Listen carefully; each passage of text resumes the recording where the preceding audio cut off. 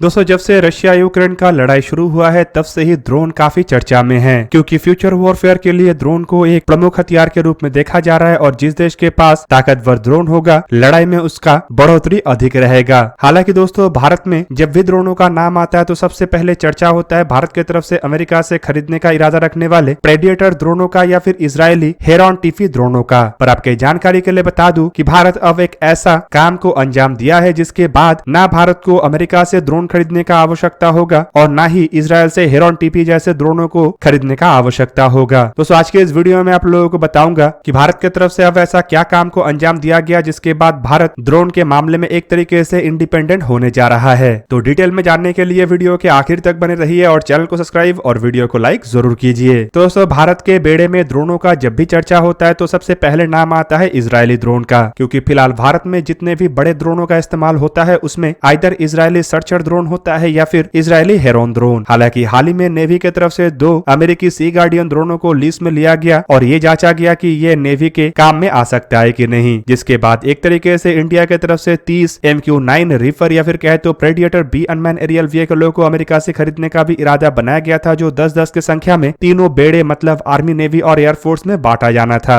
हालांकि इसे हॉल्ट कर दिया गया और उसके बाद फिर से एक बार इजरायली ड्रोनों का चर्चा शुरू हुआ, जिसमें यह भी खबर है कि भारत की तरफ से कुछ हेरॉन टीपी अनमैन एरियल व्हीकलों को खरीदा जा रहा है, जबकि भारत के जो खुद के हेरॉन ड्रोन है उसे आर्म्ड ड्रोन में भी कन्वर्ट किया जाना है। दूसरी तरफ हाल ही में यह भी खबर आया था कि भारत के प्राइवेट कंपनियों के द्वारा जो इजरायली एल्बिट सिस्टम के हैमर 900 ड्रोनों को मैन्युफैक्चर किया जाता है उसे भी भारत के द्वारा बड़े मात्रा में खरीदा जा सकता है। पर दोस्तों अगर भारत के पास खुद के कोई ड्रोन होता तो क्या भारत को इस तरीके से विदेशी ड्रोनों को खरीदने का आवश्यकता पड़ता? हालांकि अब तक यही माना जाता है कि भारत के पास कोई खुद के ड्रोन नहीं है, अब अतीत बनने जा रहा है और आने वाले समय में हम ये भी कह सकेंगे कि भारत के द्वारा भी वर्ल्ड क्लास ड्रोन को बनाया गया और अपने बेड़े में शामिल किया गया। दोस्तों मैं यहाँ पे किसी ड्रोन के टेस्ट या ड्रोन के डेवलपमेंट का बात नहीं कर रहा हूँ, बल्कि भारत के तरफ से ऑर्डर प्लेस किया गया एक ऐसे स्वदेशी ड्रोनों का बात कर रहा हूँ जो भारत 1-2 के संख्या में नहीं बल्कि करीबन 76 के संख्या में खरीदने जा रहा है। रिपोर्ट के मुताबिक इंडियन आर्म फोर्सेस के तरफ से करीब 76 तापस कॉम्बैट ड्रोनों के ऑर्डर दिया गया है, जिनमें से पहला ड्रोन का डिलीवरी नेक्स्ट ईयर मतलब साल 2023 में ही भारत को हो जाएगा। दोस्तों कुछ दिन पहले ही हिंदुस्तान एरोनॉटिक्स लिमिटेड की तरफ से एक महत्वपूर्ण जानकारी देते हुए बताया गया था कि हिंदुस्तान एरोनॉटिक्स लिमिटेड फिलहाल तापस BH-201 अनमैन एरियल व्हीकल के 6 एयरफ्रेमों को प्रोड्यूस करने के ऊपर काम कर रहा है, जिसका इस्तेमाल एवोल्यूशन ट्रायल्स के लिए किया जाएगा। रिपोर्ट में यह भी बताया गया कि इन एयरफ्रेमों का इस्तेमाल आर्म फोर्सेस के मिशंस में भी किया जाएगा। दोस्तों एयरफ्रेम असल में इन ड्रोनों का बेसिक स्ट्रक्चर है, जिसमें ड्रोन के विंग्स, टेल्स और मेन बॉडी होता है। दोस्तों यहाँ पे आपके जानकारी के लिए बता दूं कि इन सभी बातों का जानकारी असल में किसी और के तरफ से नहीं बल्कि हिंदुस्तान एरोनॉटिक्स लिमिटेड के चेयरमैन डॉक्टर आर माधवन के तरफ से इंडियन एक्सप्रेस को एक इंटरव्यू में दिया गया। उनके बयान के मुताबिक 6 एयरफ्रेमों के ऊपर फिलहाल हिंदुस्तान एरोनॉटिक्स लिमिटेड काम कर रहा है और ये जो तापस ड्रोन है ये असल में हिंदुस्तान एरोनॉटिक्स लिमिटेड और DRDO के एक ज्वाइंट वेंचर है। तापस ड्रोन 30,000 फीट के ऊंचाई तक जा सकता है, जो कि हाल ही के ट्रायल के दरमियान ऑलमोस्ट कंप्लीट हो चुका है। ये ड्रोन 16 घंटे से अधिक उड़ान भरने का क्षमता रखता है और इसके एयरफ्रेम के एक बार ट्रायल शुरू होने के बाद मतलब यूजर ट्रायल शुरू होने के बाद इसके प्रोडक्शन को भी शुरू कर दिया जाएगा। हालांकि दोस्तों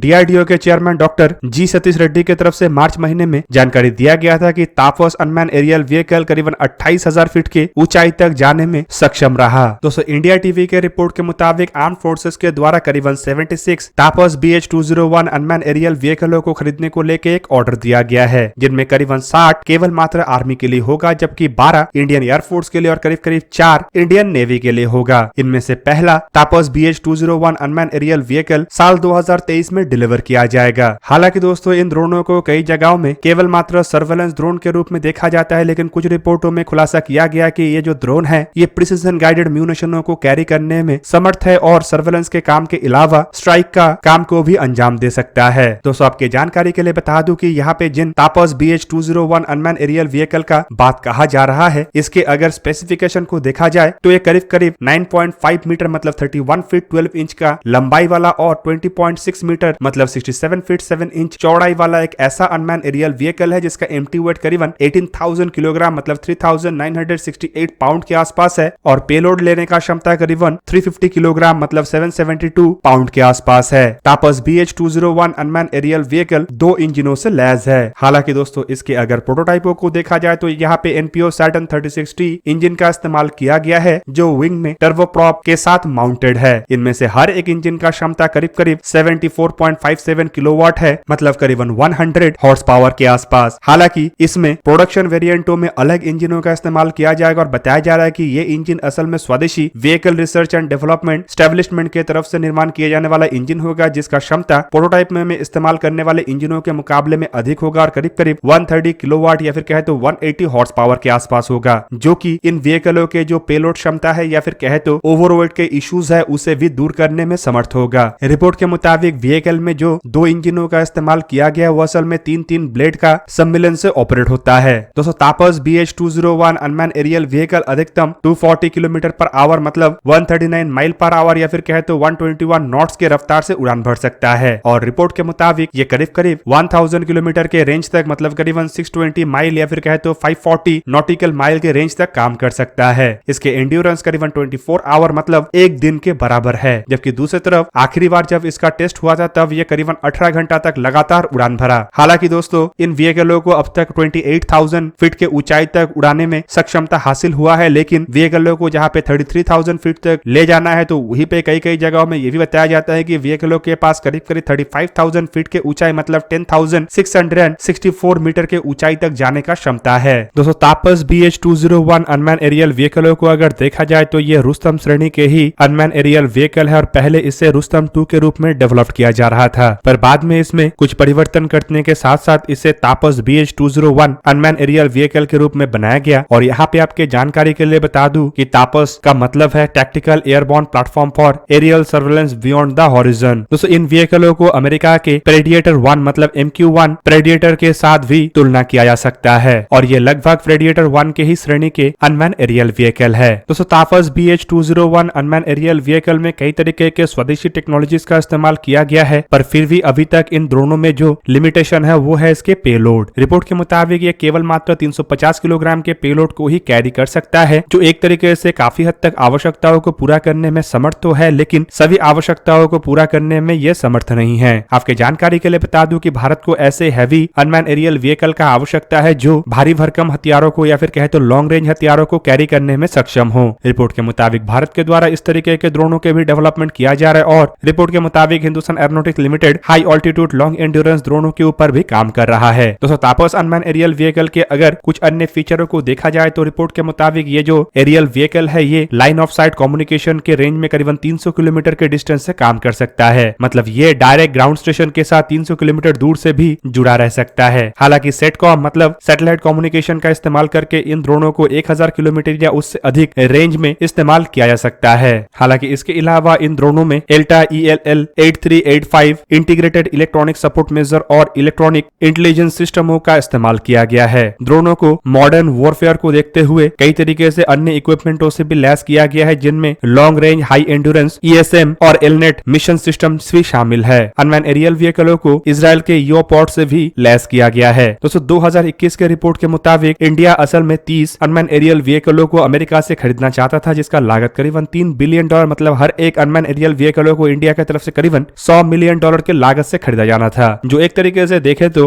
एयरक्राफ्टों के मुकाबले में भी काफी अधिक कीमत है। इवन इतने लागत में तो दुगना संख्या के तेजस मार्क 1 या तेजस मार्क 1A जैसे एयरक्राफ्टों को इंडियन एयरफोर्स के बेड़े में शामिल करना पॉसिबल है। हालांकि इसी कीमत को देखते हुए बताया यह भी जा रहा है कि भारत की तरफ से ये अनमैन एरियल व्हीकल खरीदने के प्रोसेस को DSC मतलब डिफेंस एक्विजिशन काउंसिल की तरफ से अप्रूव देने के बावजूद एक तरीके से होल्ड करके रखा हुआ है और अमेरिका की तरफ से बार बार गुहार लगाया जा रहा है कि भारत के द्वारा एक बार फिर से इसे लेके सोच विचार किया जाए। दोस्तों यहाँ पे आपकी जानकारी के लिए बता दूं कि शायद ही अब 76 अनमैन एरियल व्हीकलों को खरीदने के प्रस्ताव के बाद भारत की तरफ से और इस तरीके के ड्रोन को खरीदने का सोच विचार को आगे बढ़ाया जाए। तो दोस्तों ये था आज का वीडियो। अगर आपको वीडियो अच्छा लगा तो लाइक कीजिए और मेरे चैनल को सब्सक्राइब कीजिए और साथ में बना हुआ बेल आइकन को भी प्रेस कर दीजिए ताकि आप मेरा वीडियो देख पाए सबसे पहले। जय हिंद।